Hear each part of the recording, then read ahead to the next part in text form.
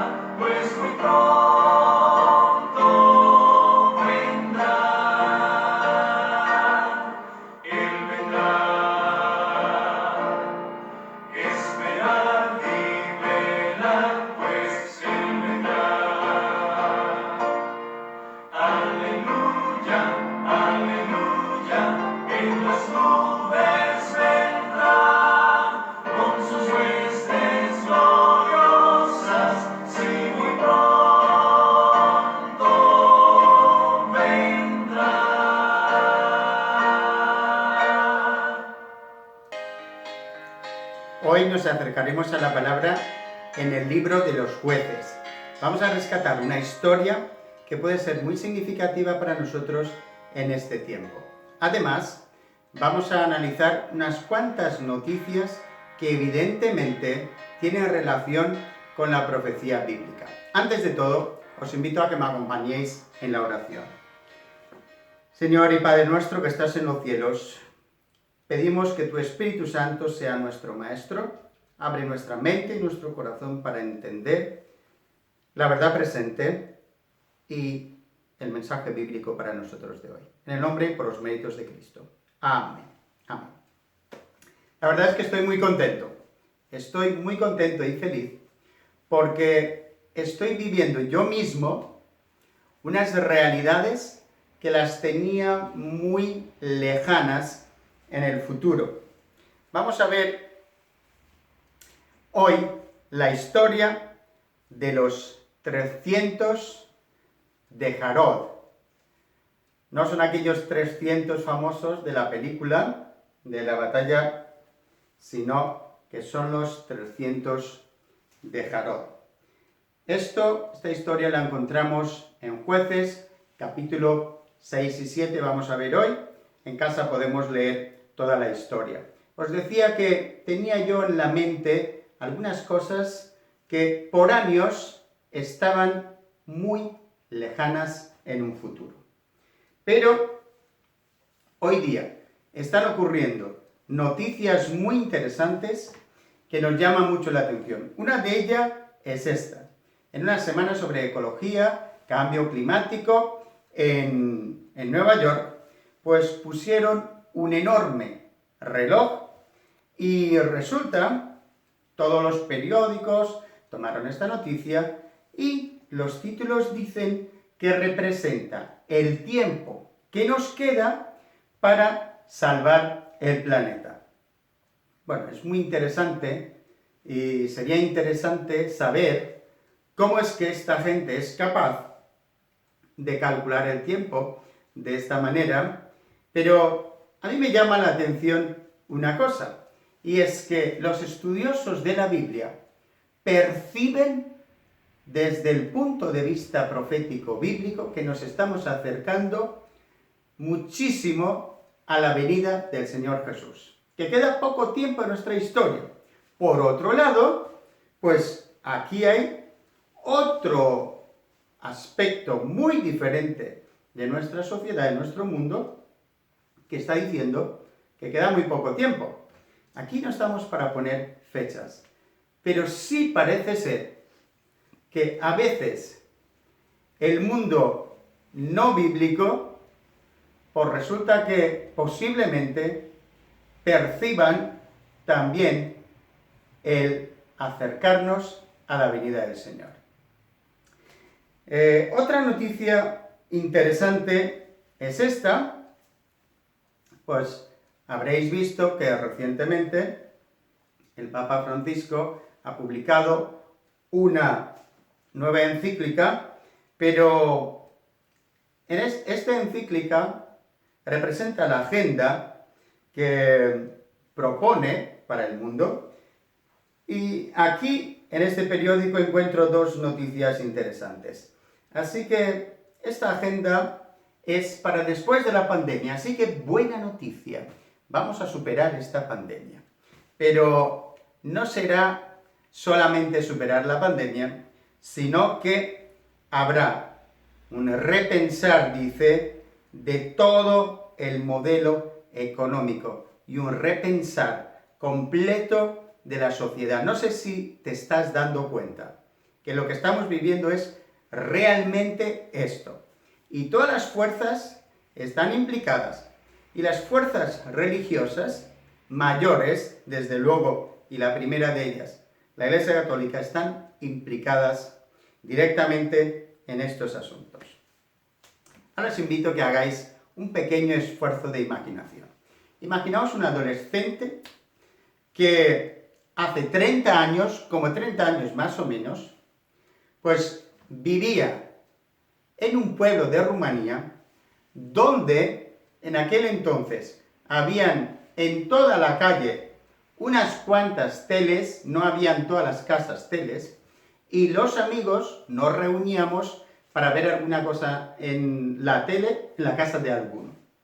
Pues resulta que no teníamos ni la más menor idea de lo que ocurría en el mundo, porque solamente la televisión nos programaba, nos ponían programas del gobierno y alguna película muy, muy antigua.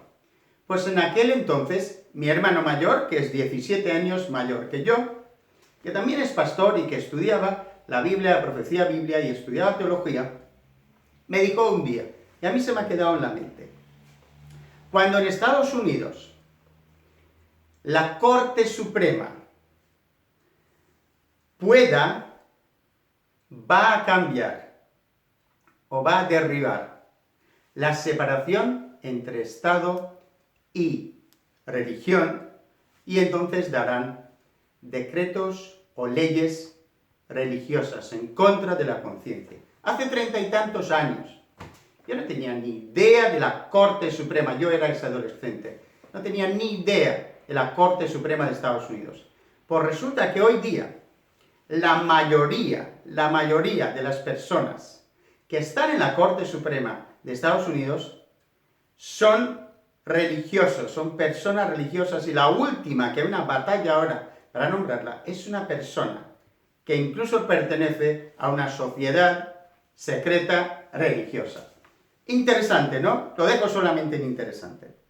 Hay un general de Estados Unidos que se acaba de apuntar a este asunto, diciendo que de hecho tal separación entre Estado y la Iglesia se ha entendido mal y que no representa lo que realmente dice la primera enmienda de la Constitución de los Estados Unidos. Así que eso nunca quería decir separación entre religión y los asuntos civiles.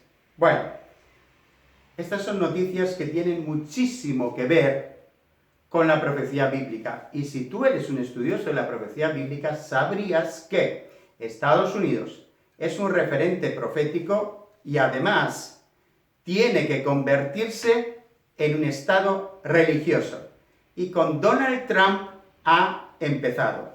Pues hablando de Donald Trump, aquí lo tenemos en la Asamblea General de las Naciones Unidas. Como no han podido viajar, los presidentes lo han hecho también por Zoom o por Internet, pero resulta que su discurso fue un discurso muy diferente a todos los demás, muy diferente. Pronunció un discurso nacionalista, pronunció su punto de vista muy en contra de la opinión y la política globalista que estamos viviendo en este momento desde Europa y demás fuerzas del mundo. Pero el presidente de Estados Unidos tuvo una gran diferencia con todos los demás y dejó caer una frase muy curiosa. Dijo: Estados Unidos tiene unas armas potentes y extraordinarias como nunca las ha tenido. Y dijo: no queremos usarlas, pero si hiciera falta, lo harían. Y además dijo que un montón de medidas que se habían tomado desde esa perspectiva globalista iba en contra de los intereses de Estados Unidos. Pues estate atento, porque según quien gane las elecciones en Estados Unidos, va a haber una línea u otra de influencia en el mundo de Estados Unidos. Y esto es muy importante para los que estudian la Biblia y para aquellos que entienden Apocalipsis 13. Hoy hemos dicho que nos vamos a acercar a la Biblia rescatando una historia para saber vivir, para saber estar y para estar inspirados por la palabra en cómo vivir en un mundo convulso. Tengo una mala noticia para mí también y creo que para todos.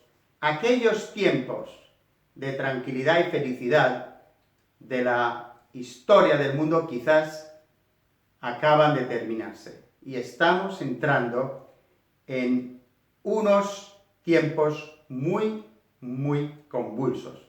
Por eso es necesario que estudies tu Biblia. Es necesario que entiendas lo que significa vivir con Dios. Y hoy aprenderemos lo que significa hacer frente a situaciones imposibles, realmente imposibles. Acompañadme en la lectura. Jueces, vamos a empezar en el capítulo 6. La situación en ese momento es que los hijos de Israel se habían apartado de Dios. Dice el versículo 1, los hijos de Israel hicieron lo malo ante los ojos de Jehová, y Jehová los entregó en mano de Madián por 7 años. Bueno, más o menos la historia de los jueces es así. A cada tanto, el pueblo se apartaba de Dios y Dios los dejaba ver las consecuencias de apartarse de Dios. Una primera enseñanza para hoy. No te apartes de Dios. Mantente aferrado a Él y aferrado a su voluntad. Porque Cristo dijo, si me amáis, guardaréis mis mandamientos. Y eso será para bendición nuestra. Así que ellos, fijaos cómo vivían. Pues resulta que los hijos de Israel, por causa de los madianitas, se hicieron cuevas en los montes y cavernas y lugares fortificados, porque sucedía que cuando Israel había sembrado, subían los madianitas y amalecitas y los hijos de Oriente contra ellos, subían y los atacaban. Y acampando contra ellos, destruían los frutos de la tierra, todo, y no dejaban que comer en Israel ni ovejas, ni bueyes, ni asnos. Pues, fijaos, versículo 6. De este modo, empobrecía Israel en gran manera por causa de Madián, y los hijos de Israel clamaron a Jehová. Es posible que te encuentres en una situación no superable por tus fuerzas. Es posible que la crisis de salud se haya convertido en crisis económica en tu casa, o que estés sufriendo, no lo sé lo que estarás viviendo, pero si estás viviendo una situación que te supera completamente, y aunque no fuera así, clama a Dios. No dejes que te supera, clama antes a Dios. Eso es lo que hicieron los hijos de Israel. Y Dios, que tiene oídos, escuchó. Y entonces les envió un profeta para que les hablase. Qué interesante, ¿no? Dios envió a su pueblo para este tiempo un profeta, Ellen White. Si quieres saber cómo van a desarrollarse los eventos finales, lee los escritos de Ellen White, léete el conflicto de los siglos y entenderás muchísimo de lo que pasa y de lo que va a pasar, y vas a poder seguir el devenir de la historia. Así que después de enviar un profeta, les envió un salvador. Empezamos el versículo 11. Vino el ángel de Jehová, se sentó debajo de la encina que está en Ofra, la cual era de Joás Abiecerita, y su hijo Gedeón estaba sacudiendo el trigo en el lagar para esconderlo a los madianitas. Y el ángel de Jehová se le apareció y le dijo, Jehová está contigo, varón esforzado y valiente. Menuda descripción. Desde luego, el que la recibió no lo vivía de esta manera, porque los problemas los superaban, y él estaba ahí porque se estaba escondiendo. Así que Gedeón le respondió, ay, Señor mío, si Jehová está con nosotros, ¿por qué nos ha sobrevenido todo esto? Hay mucha gente que se está preguntando en estos momentos, ¿por qué está pasando lo que está pasando? ¿Es que Dios ha dejado de ser Dios? ¿O Dios nos ha dejado completamente? Lo único que digo es que antes de que demos alguna respuesta, oremos y pidamos al Señor sabiduría para entender las cosas, de por qué ocurren. Si son situaciones particulares, pueden que tengan que ver con la salvación. Y la salvación de una persona tiene un momento propicio, y es posible que Dios haga efectivo ese momento en la vida de la persona para que sea justamente salva. En el calendario de Dios no cuenta cuán larga es la vida de uno, sino que aquella persona sea salva. A continuación, en el texto, dice, ¿dónde están todas las maravillas que nuestros padres nos han contado, diciendo, no nos sacó Jehová de Egipto, y ahora Jehová nos ha desamparado y nos ha entregado en manos de los madianitas? Antes hemos leído por qué había pasado eso con ellos. Y hay que ser honesto. Muchas de las cosas que ocurren en nuestra vida son consecuencias directas de no haber andado en los caminos de Dios, de no haber obedecido a Dios. No estoy diciendo que todos los casos son así. Digo que muchos casos son de esta naturaleza. Versículo 14. Mirándole Jehová, le dijo. Me encanta este versículo, porque dice, mirándole Jehová. No sé si podemos imaginarnos a Gedeón mirando a los ojos a Jehová. Sabemos que Jehová era Cristo. Siempre que Dios se acerca al ser humano, es Cristo en el Antiguo Testamento. Así que es muy interesante ese encuentro de miradas. Es como que quiso transmitirle a Gedeón que hablaba en serio. No, era algo que iba a ser muy real en su vida. Así que esta es la clave para tu vida, para nuestras vidas de fe. Mirándole Jehová le dijo: ve con esta tu fuerza, salvarás a Israel de la mano de los madianitas. ¿No te envío yo? La respuesta humana del ser humano, versículo 15. Entonces le respondió: ay, Señor mío, ¿con qué salvaré yo a Israel? He aquí que mi familia es pobre en Manasés, y yo el menor de la casa de mi padre. Versículo 16 es la promesa que el Señor Jesús va a repetir para sus discípulos. Jehová le dijo: ciertamente yo estaré contigo, y derrotarás a los madianitas como a un solo hombre. Ciertamente yo estaré contigo. El Señor Jesús dio una misión a sus discípulos. Hasta ahora, la misión que hemos tenido de predicar el Evangelio y de hacer discípulos de Cristo para el reino de Cristo, lo hemos hecho en condiciones naturales. Pero han llegado días, y estamos viviendo esos días, y vendrán otros peores, en los cuales quizás tengamos que hacerlo de una manera muy distinta. Así que recuerda esa promesa: yo ciertamente estaré contigo. Yo estaré con vosotros hasta el fin de los días, o hasta el fin de los tiempos. Mis hermanos, hemos visto esas noticias. Estamos viviendo realmente el fin. Estamos en el trayecto final de la historia de la humanidad, pero también es el final del gran conflicto. Y parece ser que las fuerzas pues se están posicionando para poder terminar. Es interesante que parece que lo sepan los que creen en Dios y también los que no creen en Dios. Esa es la clave. Recordemos: yo estaré contigo. Dejo que leamos la historia en la casa, pero hay un siguiente paso que Dios le manda a Gedeón que es muy relevante para nosotros. Entre lo que Dios le pidió que hiciera a Gedeón es que se fuera y derribara el altar de Baal. Justamente en el pueblo, en un pueblo de Israel, había un altar de Baal. ¿Quién es Baal? Baal era el dios de los pueblos de alrededor, justamente el dios de aquellos pueblos a quien Dios había vencido a través de ellos.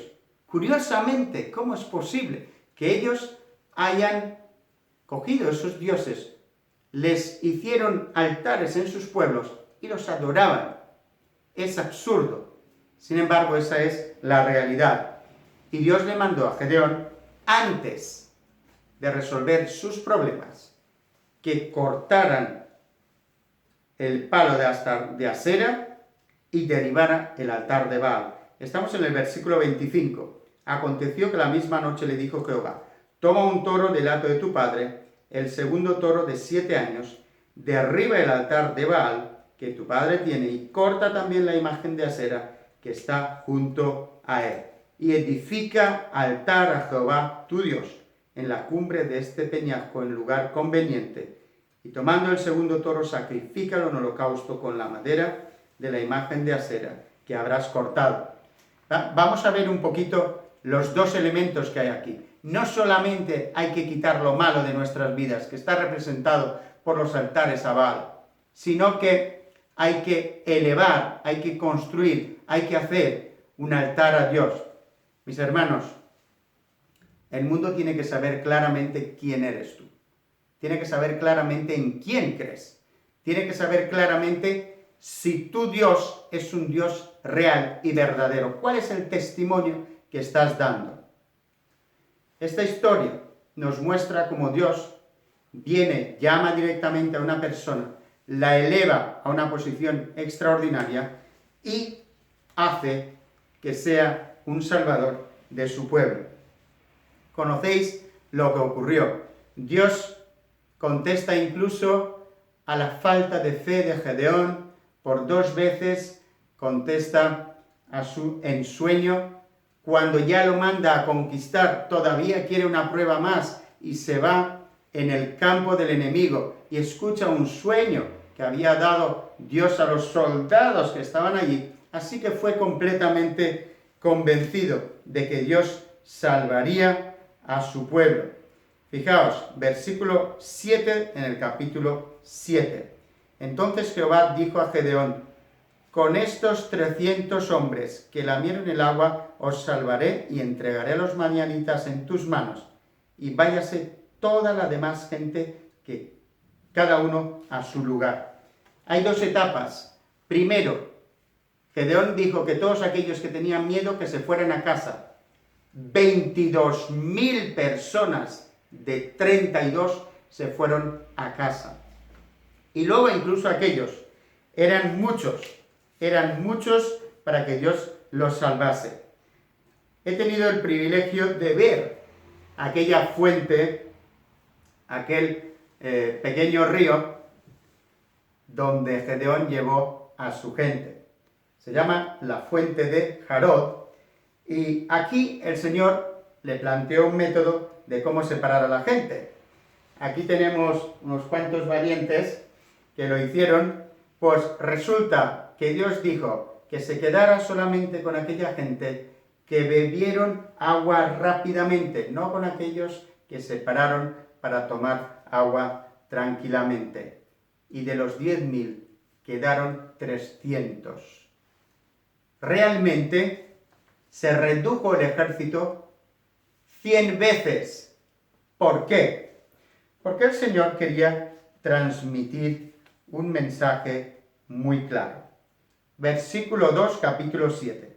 Jehová dijo a Gedeón: el pueblo que está contigo es mucho para que yo entregue a los madianitas en tu mano, no sea que se alabe Israel contra mí diciendo: mi mano me ha salvado.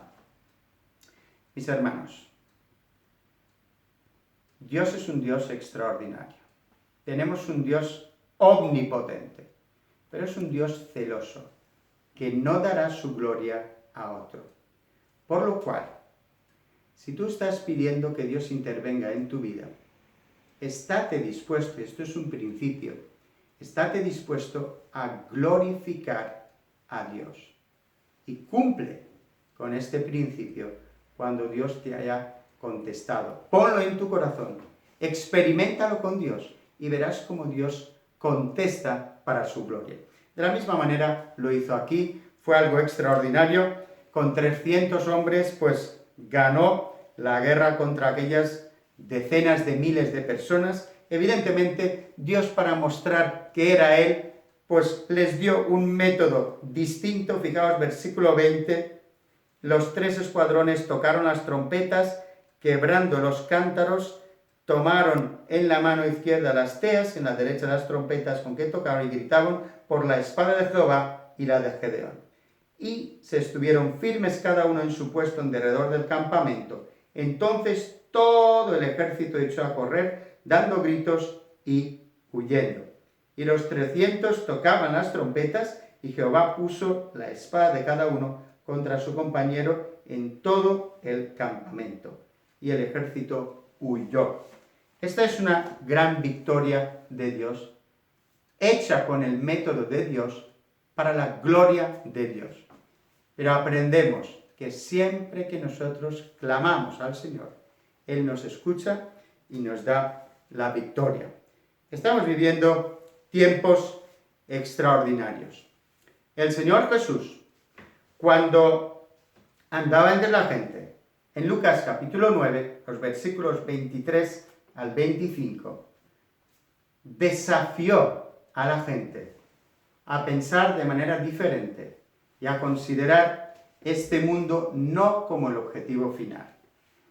Cristo dijo, a todos dice, Si alguno quiere venir en pos de mí, niéguese a sí mismo, tome su cruz cada día y sígame, porque todo el que quiera salvar su vida la perderá, y todo el que pierda su vida por causa de mí, éste la salvará. Estamos viviendo el mismísimo tiempo del fin.